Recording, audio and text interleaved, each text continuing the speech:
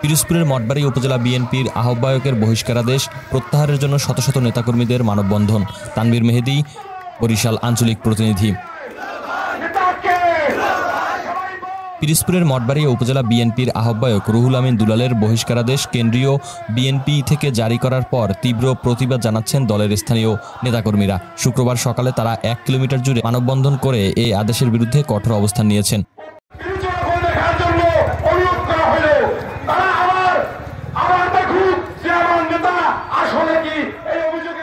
কেন্দ্রীয় বিএনপির সিনিয়র যুগ্ম মহাসচিব রুহুল কবির রিজভীর স্বাক্ষরিত এক বিজ্ঞপ্তিতে বৃহস্পতিবার সন্ধ্যায় রুহুল আমিন দুলালকে বহিষ্কার করা হয়। এই বহিষ্কারের প্রতিবাদে শুক্রবার সকালে মঠবাড়িয়ার পৌরসভা কার্যালয়ের সামনে ঢাকা পাথরঘাটা মহাসড়কে বিএনপির তৃণমূল নেতাকর্মীরা মানববন্ধন করেন।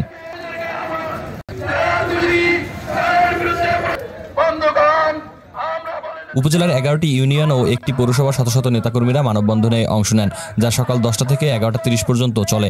ঢাকা পাথরঘাটা মহাসড়কে উপজেলা পরিষদ চত্বর থেকে ডাকবাংলোর মোড় পর্যন্ত প্রায় 1 কিলোমিটার জুড়ে মানববন্ধনটি অনুষ্ঠিত হয়। নেতাকর্মীরা রুহুল আমিন দুলালের বহিষ্কারাদেশ প্রত্যাহারের দাবি জানান এবং তাকে পূর্ণবহালের আহ্বান জানান।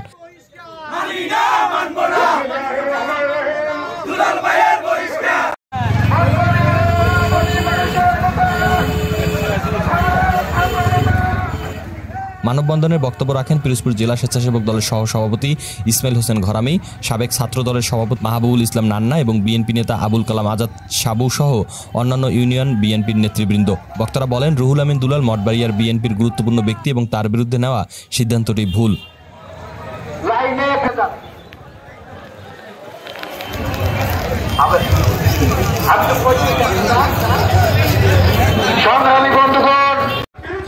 কেন্দ্রীয় বিএনপির সিদ্ধান্তের পরিপ্রেক্ষিতে স্থানীয় নেতাকর্মীদের মধ্যে অসন্তোষ দেখা দিয়েছে। তারা দ্রুত রুহুল আমিন দুলালের বহিষ্কারাদেশ প্রত্যাহারের দাবি জানিয়েছেন। মানববন্ধনটি স্থানীয় বিএনপির মধ্যে ঐক্যের প্রতীক হয়ে উঠেছে, যেখানে তারা তাদের নেতাকে পূর্ণবহাল করতে প্রয়োজনে আরও বৃহত্তর কর্মসূচি নেওয়ার হুঁশিয়ারি দিয়েছেন।